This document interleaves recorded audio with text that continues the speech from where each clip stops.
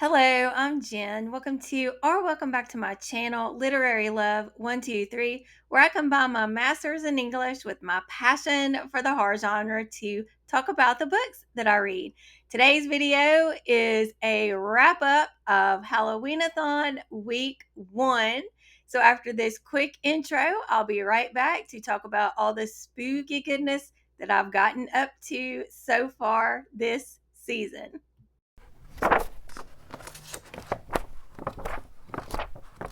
First of all, in case you don't know what Halloweenathon is, let me tell you.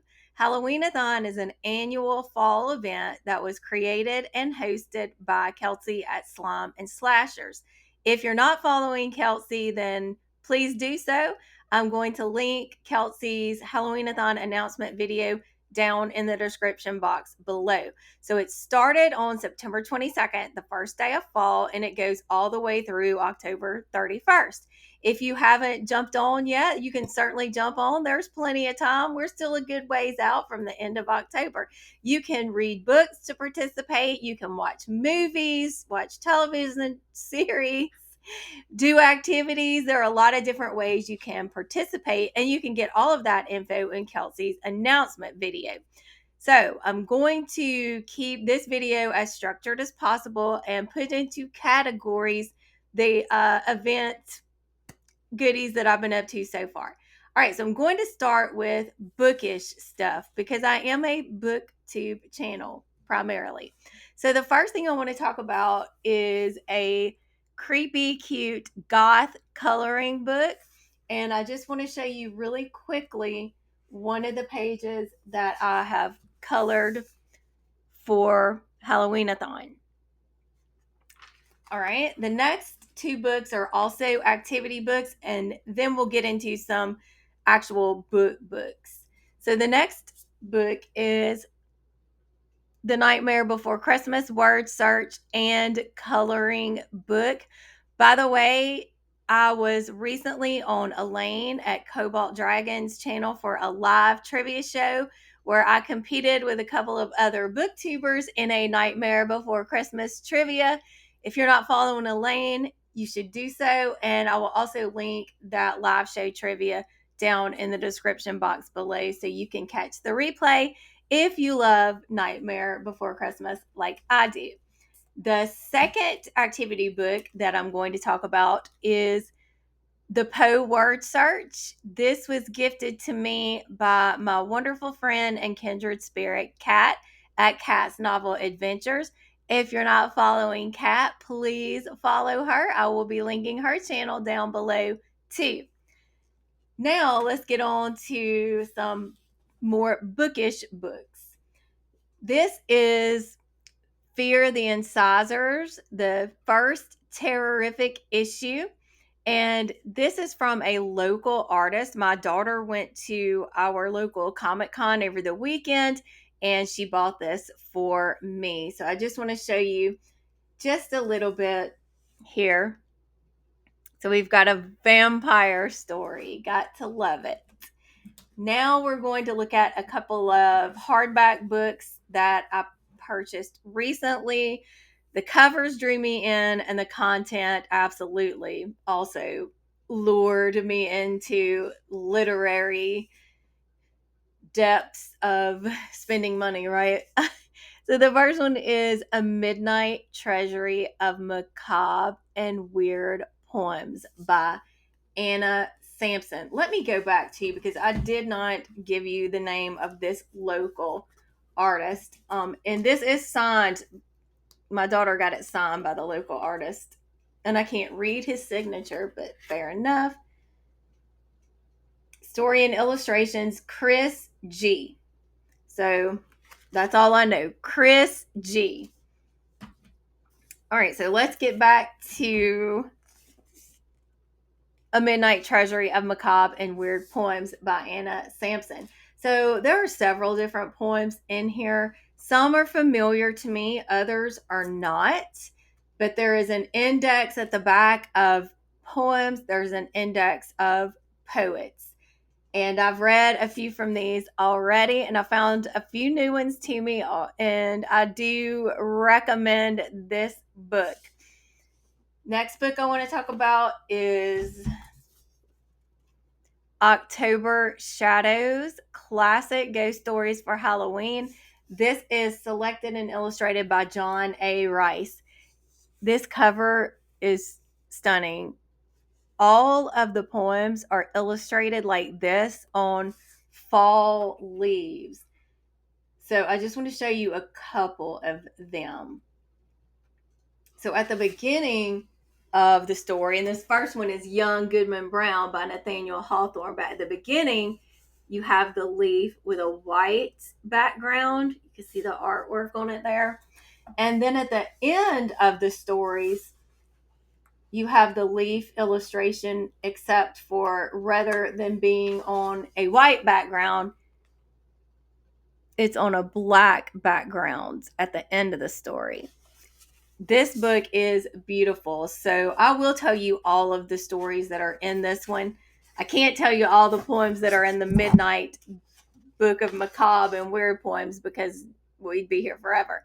So, Young Goodman Brown by Nathaniel Hawthorne, Brother Morgan's Story of the Dead Hands by Wilkie Collins, The Captain of the Pole Star by Sir Arthur Conan Doyle, The Empty Picture Frame by Louisa Baldwin, The Monkey's Paw by W. W. Jacobs, An Inhabitant of Carcosa by Ambrose Bierce, The Fall of the House of Usher by Edgar Allan Poe, The Screaming Skull by F. Marion Crawford, Man Size in Marble by Edith Nesbit, The Legend of Sleepy Hollow by Washington Irving. That's another one of my favorites. Since I Died by Elizabeth Stewart Phelps, The Shadow in the Corner by Mary Elizabeth Braddon, The Phantom Coach by Amelia B. Edwards, and the epilogue is The Haunted Oak, which is a poem by Paul Laurence Dunbar. So several of these I am familiar with. Others I haven't even heard of. So I'm really excited to dig into October Shadows and read some old favorites and some that are new to me. So now I'm going to switch over to talk about what I've been watching.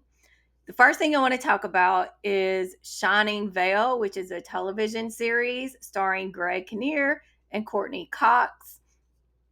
It is a gothic parody, sort of. It's definitely comedy with horror. Check content and trigger warnings because there are a lot going into it. However, some of the events that happen in the series, I am personally, familiar with. So it did not make me feel triggered in any sort of way. I was able to laugh. That might be because I have a really dark sense of humor. But if you like gothic, if you like over the top, if you like to look for little Easter eggs of horror when you're watching a series, this is a good one for you. There are riffs on The Shining, Rosemary's Baby. I was laughing so much. I was so surprised by how much fun I have been having watching Shining Vale. It only has 2 seasons, but I saw someone post on, I think it was the Halloweenathon Discord, that there is supposed to be a 3rd season coming out, which I am here for. All right, what else have I been watching? Let's switch over to movies now. I rewatched The Witch by Robert Eggers, of course, Robert Eggers' The Witch, which is one of my comfort movies and one of my favorite movies of all time.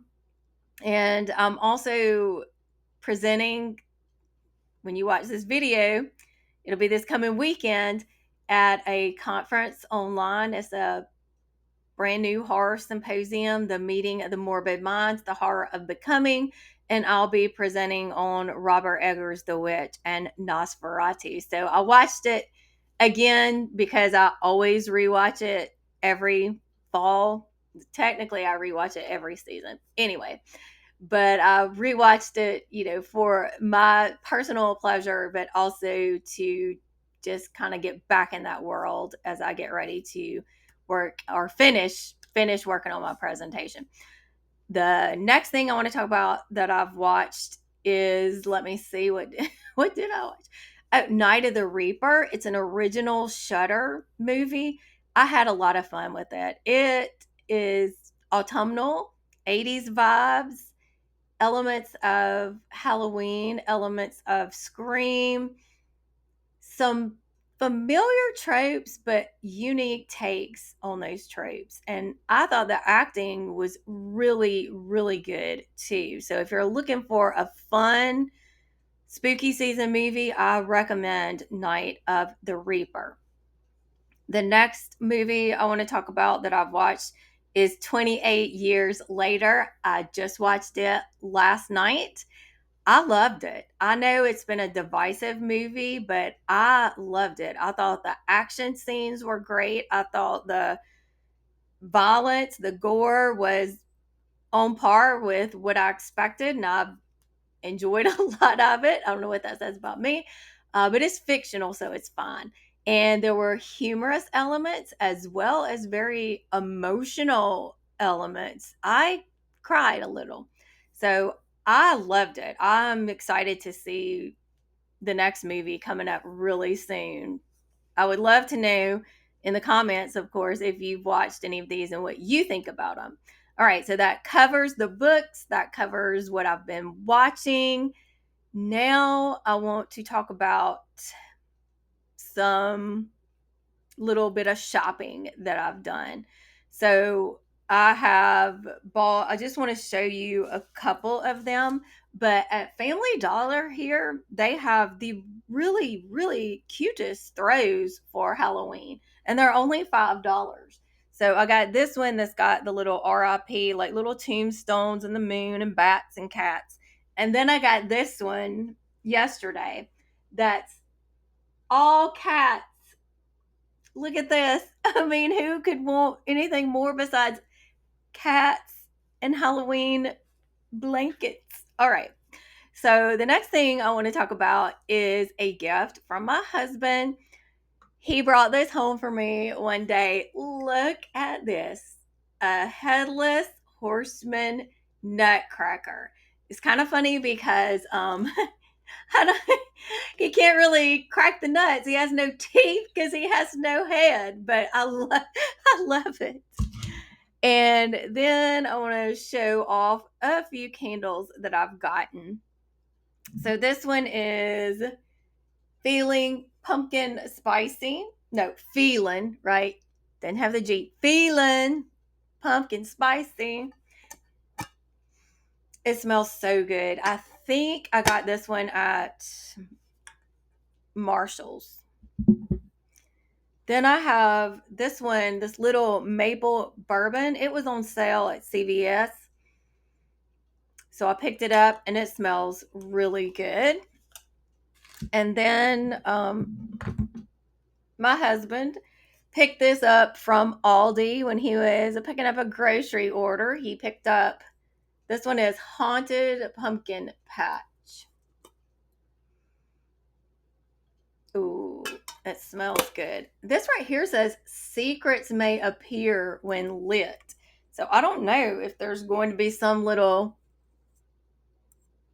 thing that happens when this gets heated, or maybe it just means when you light this, maybe they're thinking you're drinking some mulled wine and you're about to spill all your secrets out of the vault. And then this is Witch's Woods.